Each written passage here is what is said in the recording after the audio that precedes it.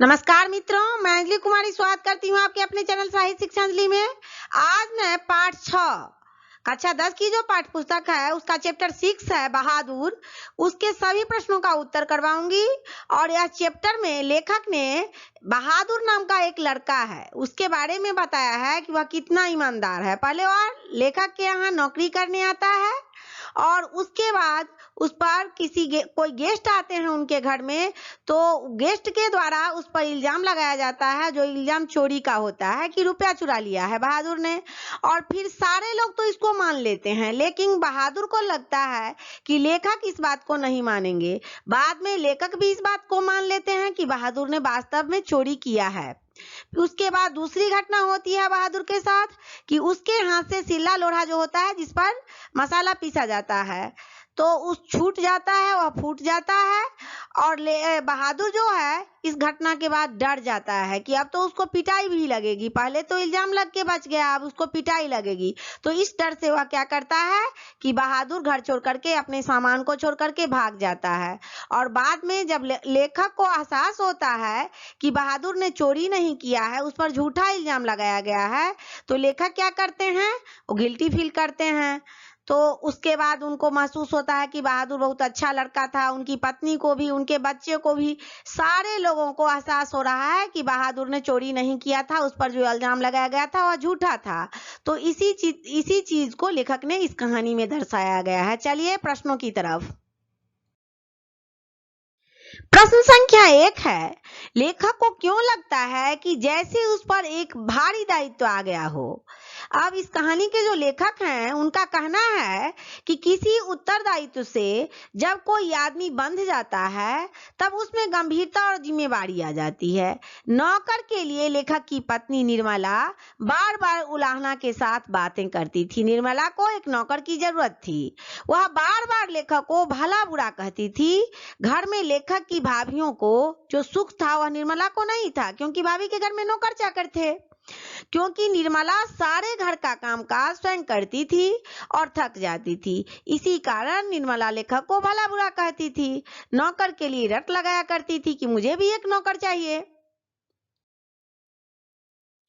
नौकर की व्यवस्था का दायित्व तो लेखक पर आ गया था। इसी कारण लेखक अचानक गंभीर हो गए थे। अब लेखक को नौकर खोजना ही था, क्योंकि नौकर को लेकर के उनके साले साहब आ गए थे। परिवार के लोगों के समक्ष एक नेपाली मूल का लड़का खड़ा था और नौकर रखना अनिवार्य हो गया था। नौकर की तनख्वाह, भोजन, वस्त्र, सारी जिम्मेवारी लेखक पर आ गई थी। लेखक के कंधों पर उत्तरदायित्व का एक बोझ आ गया था, जिसके कारण लेखक सहसा गंभीर हो गए थे और सारा जिम्मेवारी तो संभालनी ही थी। प्रश्न संख्या 2 है, अपने शब्दों में पहली बार दिखे बहादुर का वर्णन कीजिए। तो इसका उत्तर है कि बहादुर नामक एक नेपाली मूल के एक लड़के को लेकर लेखक के साले उनके घर आए थे। अब लेखक के घर में नौकर की आवश्यकता थी और ये बहादुर जो है सो नेपाल का रहने वाला था, जिनको लेकर के उनके साले साहब आए थे। लेखक को एक नौकर की आवश्यकता थी। जब बहादुर पहली बार आया तो वह लेखक के परिवार के सदस्यों के समक्ष खड़ा था, उनके सामने वह खड़ा था और आंखें झपका रहा था। अब बहादुर की उम्र जो थी वह 12-13 वर्ष की थी। 12-13 साल का लड़का उनके सामने खड़ा था। उसका कद ठिगना और चकैठ था, रंग गोरा और मुंह चपटा था, और नेपाली लोग चपटे ही होते हैं। वह सफेद नेकर, आधी बाह की सफेद कमीज और भूरे रंग का पुराना जूता पहने था। उसके गले में स्काउटों की तरह एक रुमाल बंधा था। प्रश्न संख्या 3 है, लेखक को क्यों लगता था कि नौकर रखना बहुत जरूरी हो गया था। अब यहाँ पर लेखक के जो भाई लोग थे, रिश्तेदार लोग थे, उनके यहाँ नौकर थे, किंतु लेखक के यहाँ कोई नौकर नहीं था। जब बहन की शादी में लेखक घर गए तो वहां नौकरों को सुख देखा। जब उनकी बहन की शादी हुई ना तो वहां गए तो लेखक ने क्या देखा कि नौकरों का सुख क्या होता है, उन्हें मिला। लेखक के दोनों भाभियां जो थी रानी की तरह चारपाई पर बैठकर दिन काटती थी और नौकर सारा काम करते थे। जबकि निर्मला, उनकी जो पत्नी थी, वह सुबह शाम खटना पड़ता था, निर्मला को काम करना पड़ता था। लेखक घर की स्थिति से ईर्ष्या करने लगे कि दोनों भाभियां चारपाई तोड़ रही है, मेरी पत्नी काम कर रही है। नौकर के लिए बार बार निर्मला की डांट और झिड़की सुननी पड़ती थी। इसी कारण घर में नौकर रखना लेखक को जरूरी हो गया था। प्रश्न संख्या 4 है कि साले साहब से लेखक को कौन सा किस्सा असाधारण विस्तार से सुनना पड़ा। तो जब लेखक को नौकर की जरूरत थी तब उनके साले एक गोरखा नेपाली युवक को नौकर के रूप में लेकर के घर आए थे। उसी वक्त अपने साले द्वारा उस नौकर के बारे में असाधारण विस्तार धैर्य के साथ उनको सुनना पड़ा था। और नौकर जो था उसके पिता की मृत्यु युद्ध में हो चुकी थी। उसकी माँ गुस्सैल थी, गुस्सा ज्यादा करती थी। उसकी माँ नेपाली युवक को बहुत मारती थी। वह घर में काम न करके जंगल में भाग जाता था, इसी कारण से वह जंगल में भाग जाता था और जंगल में जाकर घोंसलों में से पक्षियों के अंडे बच्चे पकड़ता, भूख लगने पर फल खाता, कभी कभी पशुओं को लेकर चराने के लिए जंगल भी जाता था। उसे एक भैंस थी जिसे उसकी माँ बहुत मानती थी, लेकिन वह छोकरा जो था बहादुर, वह भैंस को प्रतिदिन पीटा करता था। एक दिन भैंस की इतनी पिटाई कर दी कि वह खेत में काम करती उसकी माँ के पास चली गई और उसे अपने पास जाकर उसकी माँ क्रोधित हो गई। एक दिन बहुत मारा बहादुर ने अपने भैंस को, तो भैंस भाग करके अपने उसकी माँ के पास चली गई। इसी शंका के कारण उसने अपने बच्चों को इतनी पिटाई की कि वह घी के घड़े से 2 रुपए चुराकर गोरखापुर शहर भाग गया। यही असाधारण विस्तार लेखक को अपने साले से सुनना पड़ा। इस कहानी को लेखक के साले ने उन्हें सुनाया था। प्रश्न संख्या 5 है, बहादुर अपने घर से क्यों भाग गया था। फिर उसी तरह का क्वेश्चन है। आप प्रश्न संख्या 4 याद कर लेंगे तो 5 भी हल हो जाएगा। कभी कभी बहादुर पशुओं को लेकर जंगल में चराने जाता था। एक दिन उसकी माँ की प्यारी भैंस को इतना पीटा कि वह भागकर खेत में काम करती हुई उसके माँ के निकट पहुंच गई। भैंस को खेत में देखकर बहादुर की माँ मन ही मन समझ गई थी कि इसे बहादुर ने जरूर पीटा है। वह इस बात पर बहुत क्रोधित हो गई और डंडा से बहादुर की खूब पिटाई की। बहादुर खेत में पड़ा पड़ा कराहता रहा और बहादुर का मन घर से उचट चुका था और बार बार मार खाता था, तो उसको घर में रहने का मन नहीं करता था। जब सवेरा हुआ तो वह घर में आया और चोरी करके घर में घुस करके और चोरी किया और हरिया से 2 रुपए चुरा करके शहर को भाग गया। प्रश्न संख्या 6 है, बहादुर के नाम से दिल शब्द क्यों उड़ा दिया गया, विचार करें। तो इसका उत्तर है, जब लेखक के साले साहब दिल बहादुर को लेकर लेखक के घर आए थे तो लेखक ने दिल बहादुर से पूछा तुम्हारा नाम क्या है।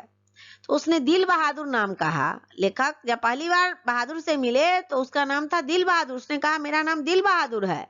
उसके स्वर में मिठास थी, लेकिन लेखक ने उसे घर में रहने, काम करने, बातचीत करने का तौर तरीका समझाया और जीवन में पढ़ लिख कर कुछ बन भी जाएगा ऐसी सीख देते हुए लेखक ने दिल बहादुर को कुछ हिदायतें भी दी। ठीक उसी वक्त लेखक की पत्नी निर्मला ने व्यवहारिक ज्ञान की कुछ बातें दिल बहादुर को बताई और इसी वक्त लेखक की पत्नी निर्मला ने कहा कि इस मोहल्ले में नीच विचार के लोग रहते हैं। मतलब मोहल्ले के बारे में कहा कि उनका विचार ठीक नहीं है, वह किसी दूसरे के यहाँ न जाए, न खाए और ये सब मनाही है। दूसरे किसी की बातें न सुने, उनका कहना माने, लोगों के साथ सम्मान और तमीज से बातें करे, ऐसा उनको सीख दिया जा रहा था। किसको? बहादुर को। ऐसी ही बहुत सी बातें सीख देते हुए अंत में निर्मला ने बड़ी ही उदारता के साथ उसके नाम से दिल शब्द हटा दिया और केवल बहादुर से ही संबोधन करने लगी। दिल बहादुर को लेखक की पत्नी बहादुर कहने लगी। दिल शब्द उड़ाने के पीछे निर्मला का नारी स्वभाव और मनोवैज्ञानिक सोच काम कर रहा था। प्रश्न संख्या 7 का क है, उसकी हंसी बड़ी कोमल और मीठी थी, जैसे फूल की पंखुड़ियां बिखर गई हों। ये जो पंक्तियां हैं हमारी पाठ्य पुस्तक के बहादुर शीर्षक कहानी से ली गई है और इन पंक्तियों का संदर्भ बहादुर से जुड़ा हुआ है। जब लेखक शाम को दफ्तर से घर आते थे तो बहादुर सहज भाव से उनके पास आ जाता था और उन्हें एक बार देखकर सिर झुका लेता था तथा धीरे धीरे मुस्कुराने लगता था। घर की मामूली सी घटनाओं को लेखक से सुनाया करता था और घर की सारी बात, दिन भर की सारी जो बातें होती थी और लेखक को बता देता था। कभी कहता बाबूजी बहन जी की सहेली आई थी, तो कभी कहता बाबूजी भैया सिनेमा गया था। इसके बाद वह ऐसी हंसी हंसता था कि लगता था जैसे वह कोई बहुत बड़ा किस्सा कह दिया हो। बहादुर के निश्चल निष्कल उस हाव भाव से प्रभावित होकर ही लेखक ने लिखा है कि उसकी बोली बड़ी कोमल थी और मीठी थी, लगता था फूल की पंखुड़ियां बिखरी हुई हो। इस प्रकार इन पंक्तियों में लेखक ने बहादुर के कोमल भावों के व्यवहारों, ईमानदारी, आत्मीय संबंधों का सटीक वर्णन किया है। प्रश्न संख्या 7 का ख है, पर अब बहादुर से भूल गलतियां अधिक होने लगी थी। ये जो पंक्तियां हैं हमारी पाठ्य पुस्तक के बहादुर कहानी से ली गई हैं। इनका संदर्भ भी बहादुर से जुड़ा हुआ है। बहादुर को लेखक का पुत्र किशोर बराबर पीटा करता था। कुछ दिन बीतने पर लेखक की पत्नी भी बहादुर को मारने डांटने लगी थी, क्योंकि बहादुर को घर में आए हुए कुछ दिन हो गए थे, तो सब उन पर कोई डांटता था, कोई मारता पीटता था। लेखक को ऐसा विश्वास था कि घर में मार खाने, गाली सुनने के कारण बहादुर दुखी होकर रहने लगा था और इसी कारण कई उससे बराबर भूलें हो जाती थी। वह गुस्सा होकर के रहता था, दुखी होकर के रहता था, खुश नहीं रहता था, इसीलिए उससे भूलें होती थी। ऐसी स्थितियों को लेखक कभी कभी रोकना भी चाहते थे। लेखक कभी कभी रोकना चाहते थे, लेकिन बाद में चुप हो जाया करते थे। क्यों चुप हो जाया करते थे? क्योंकि उनके विचार में, लेखक के विचार में तब आता था कि नौकर चाकर तो मारपीट खाते ही रहते हैं। ऐसा ही भाव था उनका। सोचते थे कि मारपीट खा रहे हैं तो कोई बात नहीं है। इसी कारण वे भी बहादुर की मदद नहीं कर पाते थे और बहादुर दीनहीन रूप में असहाय बनकर लेखक की पत्नी और पुत्र से डांट मारपीट खाता था और सहता भी था। इन पंक्तियों का मूल आशय है कि लेखक की मानसिकता भी दो तरह की थी। वे भी सबल की आलोचना नहीं कर पाते थे। गरीबों के प्रति, नौकर के प्रति उनका भी भाव दोयम दर्जे का था, क्योंकि गलती नहीं करता था, फिर भी उनका बेटा जो किशोर था ना, उनको मारता पीटता था, कुछ बोल देता था। तो गरीबों के प्रति, नौकर के प्रति जो भाव दोयम दर्जे का था, वो लेखक का हो गया था। इसी कारण बहादुर की मानसिक स्थिति संतुलित नहीं रह पाती थी और गलती कर देता था। प्रश्न संख्या 7 का ग है, अगर वह कुछ चुरा कर ले गया होता तो संतोष हो जाता। यह लेखक बोल रहे हैं, लेखक लिख रहे हैं। तो इसका आंसर थोड़ा सा बड़ा हो जा रहा है, क्योंकि यह किस पैराग्राफ से लिया गया है यह भी लिखना जरूरी होता है। ये जो पंक्तियां हैं सो पाठ्य पुस्तक के बहादुर कहानी पाठ से ली गई है और इन पंक्तियों का संबंध उस काल से है जब बहादुर घर छोड़ करके भाग गया था।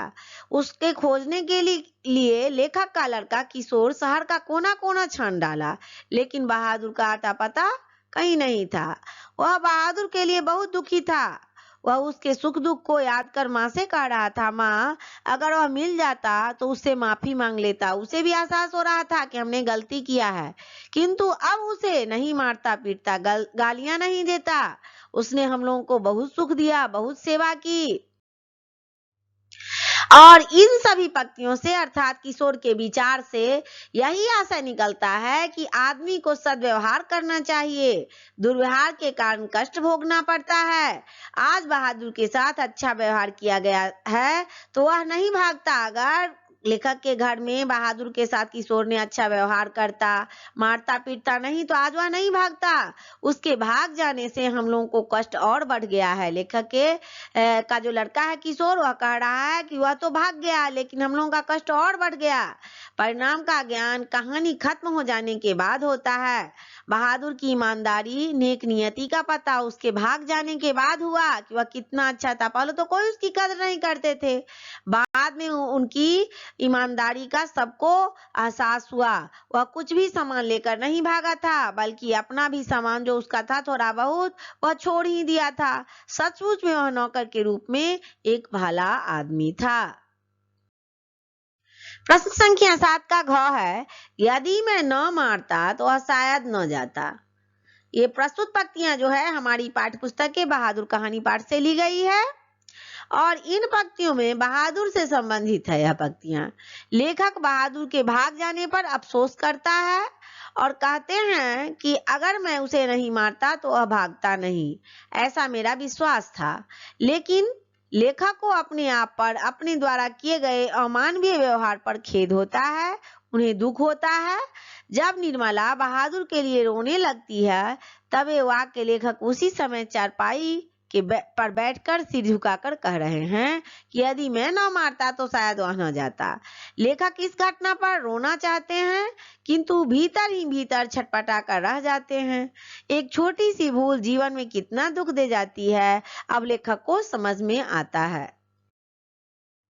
प्रश्न संख्या 8 जो है वह बहुत बड़ा है। तो कहा जा रहा है यहाँ पर कि काम धाम के बाद रात को अपने बिस्तर पर गए बहादुर का लेखक किन शब्दों में चित्रण करते हैं।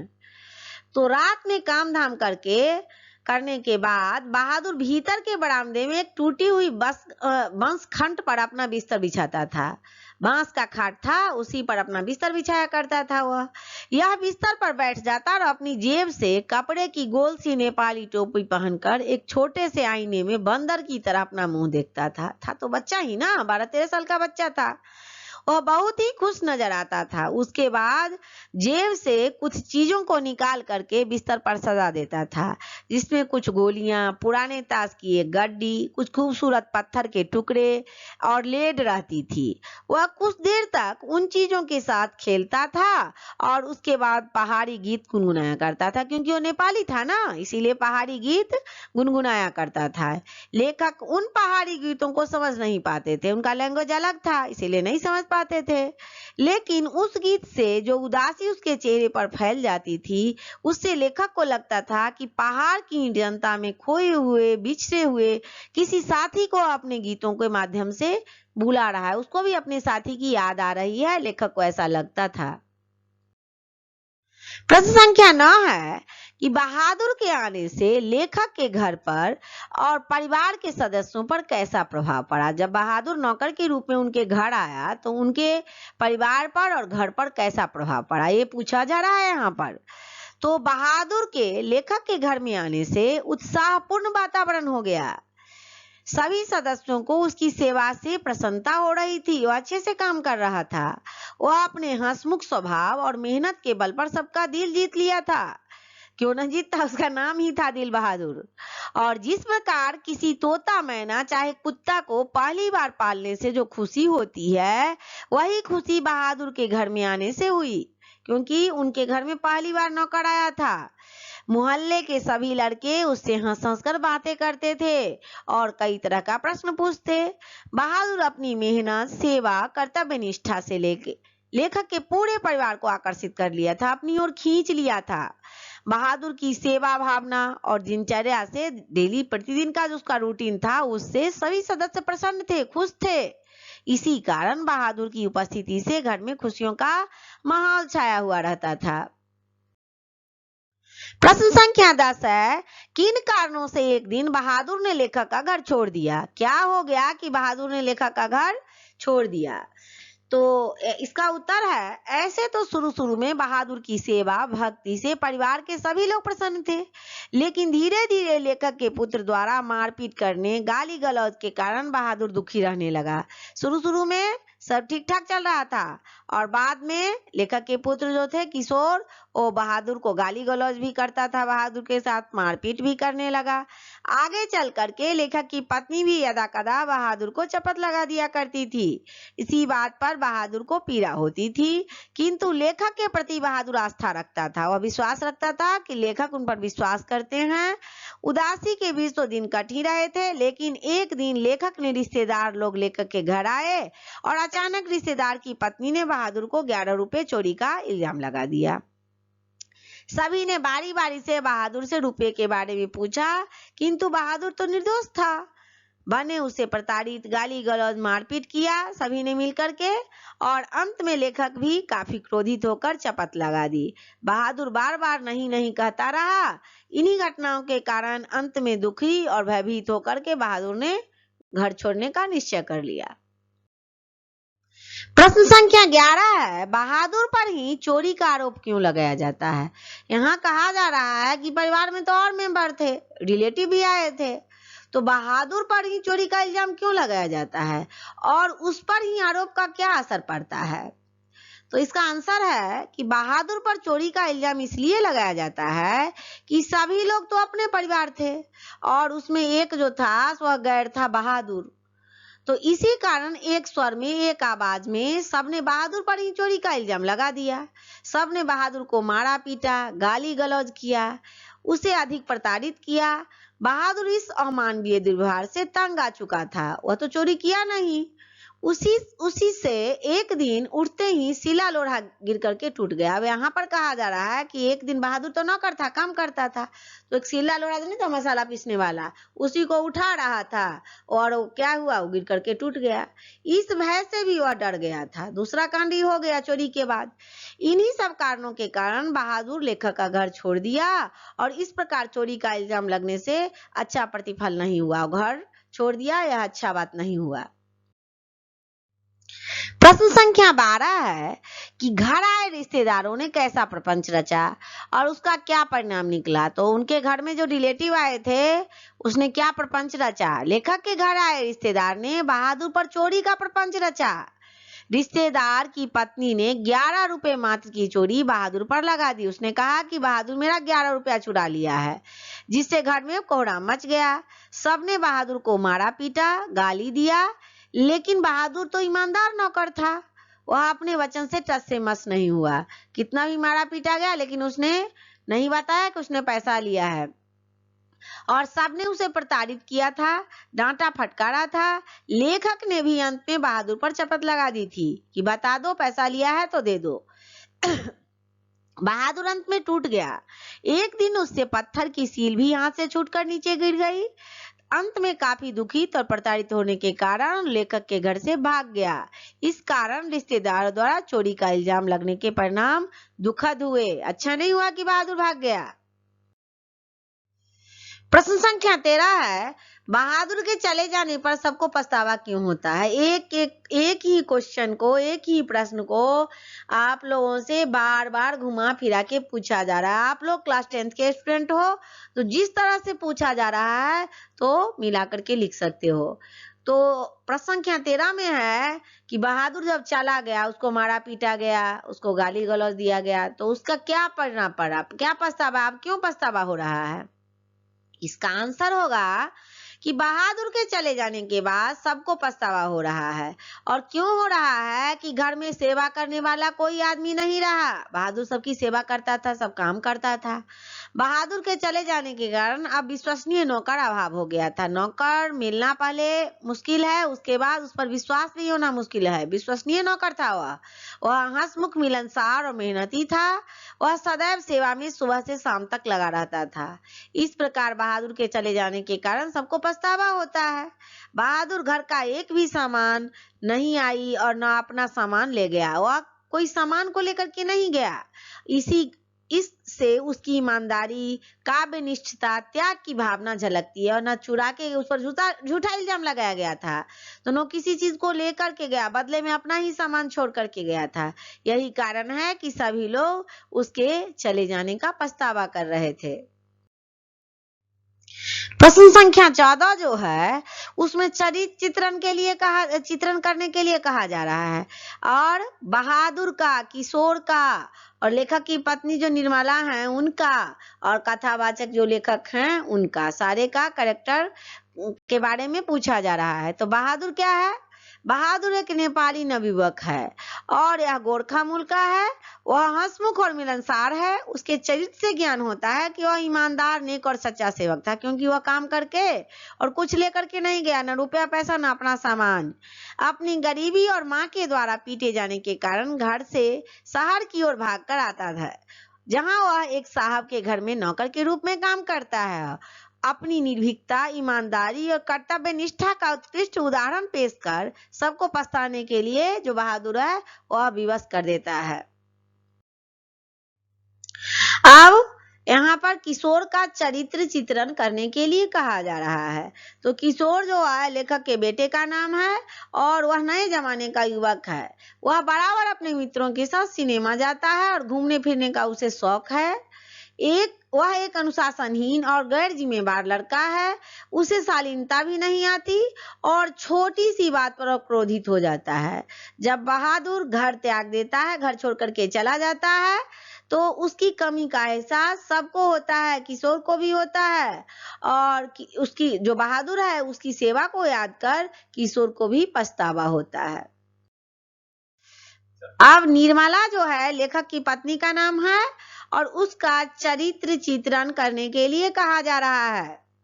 तो निर्मला लेखक की पत्नी है और वह निश्चल निर्मल मन की नारी है। उसके मन में कोई छल कपट नहीं है। वह जब घर के कामकाज से थक जाती है तब पति से एक नौकर का आग्रह करती है। लेखक के साले जब नौकर की व्यवस्था कर देते हैं तब वह बहुत खुश हो जाती है। नौकर के द्वारा उसे घरेलू कामकाज में काफी मदद मिलती है। वह बहादुर के व्यवहार से भी खुश होती है और अपने पति से बहादुर के कामकाज की प्रशंसा करती है। कुछ दिनों के बाद वह बहादुर के प्रति विरोध करने लगती है और कभी कभी हाथ भी उठा देती है और बहादुर का न चाहते हुए भी वह चपत लगा देती है कि उसने गलती किया है। अब बहादुर कहानी के जो कथावाचक हैं उनका चरित्र चित्रण करने के लिए कहा जा रहा है और वह जो है लेखक जो हैं वह पूरी कहानी में अपनी भूमिका के कारण नजर ओझल नहीं होते हैं। उनके ऊपर परिवार का बोझ है, वही परिवार का पालन कर रहे हैं। वह गार्जियन है परिवार के, इस कारण उसमें नैतिकता और जिम्मेवारी है। वह परिवार के भरण पोषण में सदा लगे रहते हैं। लेखक का व्यक्तित्व सरल, सहृदय और शालीन है और कभी भी क्रोध नहीं करते तथा बहादुर को काफी मानते हैं। जब बहादुर लेखक के घर से भाग जाता है तब लेखक अपनी पत्नी से पूछते हैं कि क्या बहादुर कुछ सामान भी लेकर के गया है।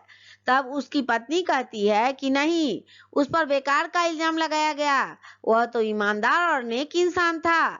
हम लोग गलतफहमी में फंस गए।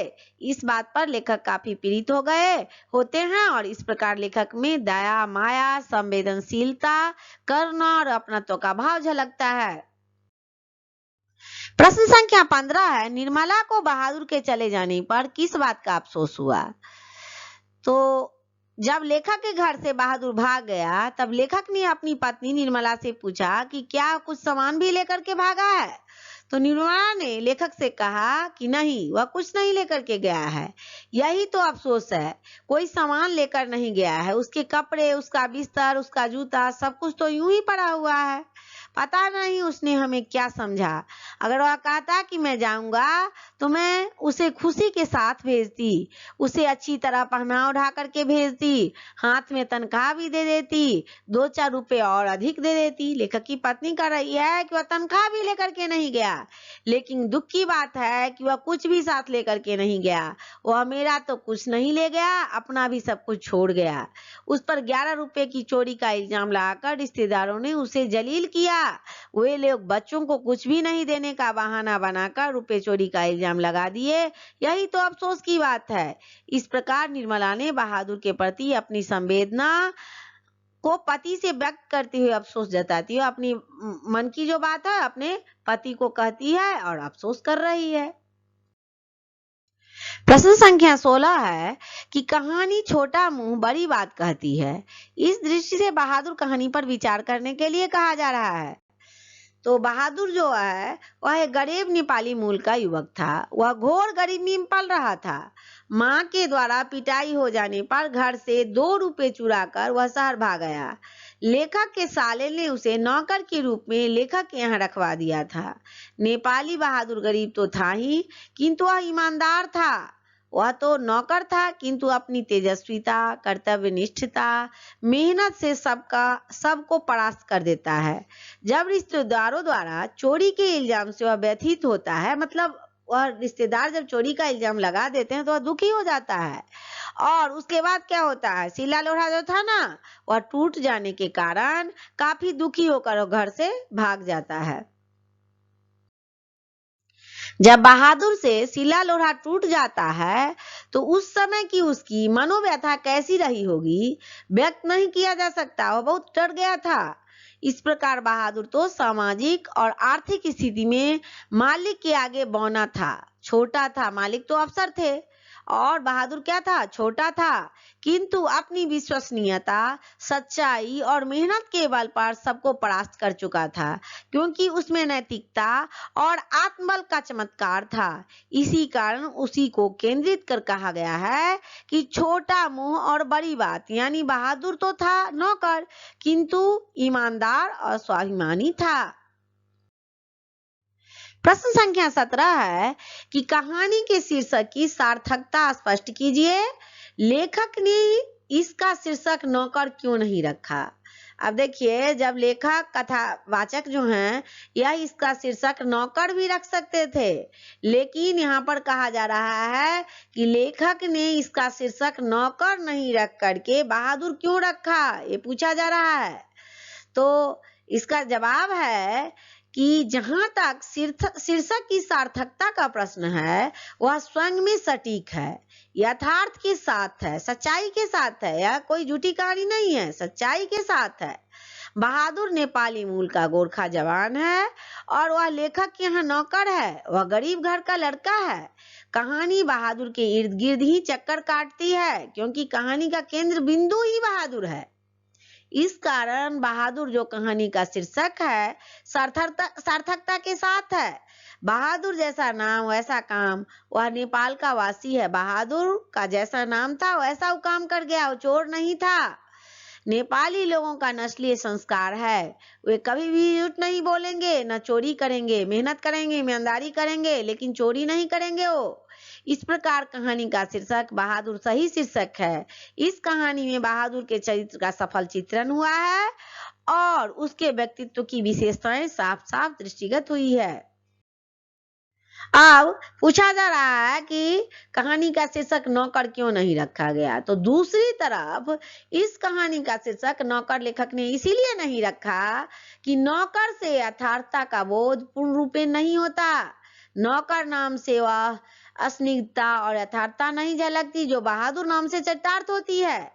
भारतीय इतिहास ही नहीं, नेपाली और विश्व के इतिहास में गोरखा बहादुरों की वीरता, जो नेपाली बहादुर होते हैं ना, उनकी वीरता, ईमानदारी और कर्तव्य निष्ठा का काफी जिक्र है। इतिहास में भी, हिस्ट्री में भी आपको देखने को मिलेगा। इस प्रकार नौकर नाम से इस कहानी की सार्थकता सिद्ध नहीं होती जो बहादुर नाम से चरितार्थ होती है। अतः बहादुर शीर्षक स्वयं में सार्थक है। प्रश्न संख्या 18 में पूछा जा रहा है कि ये जो बहादुर कहानी है उसका सारांश प्रस्तुत करने के लिए कहा जा रहा है। तो कहानी का सारांश बहादुर अमरकांत की कहानी है। इसमें मझोले शहर के नौकर का बेबाकी से चित्रण हुआ है और बहादुर एक निम्न मध्य वर्ग के नेतृत्व करता है। यह एक परिवार में नौकर है। नेपाली वक्त जो होटलों में काम करते हैं उन्हें बिहार उत्तर प्रदेश में बहादुर काला संबोधित किया जाता है। नेपाली वक्त के लिए बहादुर शब्द का अत्यधिक प्रयोग होता है। इस कहानी का पात्र बहादुर भी नेपाली मूल का ही युवक है। बहादुर नेपाल का रहने वाला था। वह एक नेपाली गोरखा था। उसके पिता युद्ध में मारे गए थे और उसके परिवार का भरण पोषण जो थी उसकी माँ ही करती थी। उसकी माँ का हार्दिक इच्छा था कि वह बहादुर घर के कामकाज में हाथ बटाए, किंतु बहादुर जो था ना वह गैर जिम्मेवार था, वह माँ की बात को नहीं मानता था। यह कहानी जो है वह बहादुर और साधारण परिवार के लोगों से संबंधित है। इस कहानी के द्वारा अमरकांत जी ने निम्न मध्यम वर्ग के परिवार की संस्कृति और मानसिक स्थितियों का चित्रण किया है। इस कहानी में मध्यम वर्ग की मानसिकता, रहन सहन, आचार विचार, व्यवहार और गैर जिम्मेवारों का चित्र उभर करके सामने आया है। इस कहानी में देखते हैं कि चोरी का इल्जाम लगाया गया, उस पर आरोप लगा कि उसने 11 रुपए चुरा लिए हैं, डांट फटकार लगी। तो ये सब गैर जिम्मेवार लोगों का काम हुआ ना। बहादुर पर प्रकाश डालते हुए लेखक ने उसकी व्यवस्था, कर्मठता और ईमानदारी का सफल चित्रण किया है तथा उनके अनेक समस्याओं का सही रेखांकन इस कहानी में हुआ है। वैचारिक मतभेदों, शंकाओं और लापरवाही से भरा हुआ जो मध्यम वर्ग की स्थिति है, उसका सही रेखांकन इस कहानी में हुआ है। यहाँ कहा जा रहा है, लेखक समझाना चाहते हैं कि मध्यम वर्ग में न चाहते हुए भी लोग एक दूसरे का सपोर्ट करते हैं और शंका करते हैं, मन में वैचारिक मतभेद रखते हैं कि उसका विचार वही है ना, तो वही सही होगा, क्या वो गलत नहीं हो सकता। तो ये सब जो है सो मध्यम वर्गीय परिवार की स्थिति है और इस स्थिति का सही रेखांकन इस कहानी में लेखक करते हैं। इस चैप्टर का प्रश्नोत्तर समाप्त हुआ और इस चैप्टर से आगे का जो चैप्टर है उसका प्रश्नोत्तर भी करवा दिया है मैंने और चैप्टर को भी पढ़ा दिया है। तो आप चैनल पर जाकर के इसको विजिट करके देख सकते हैं। तब तक के लिए जय हिंद, जय भारत।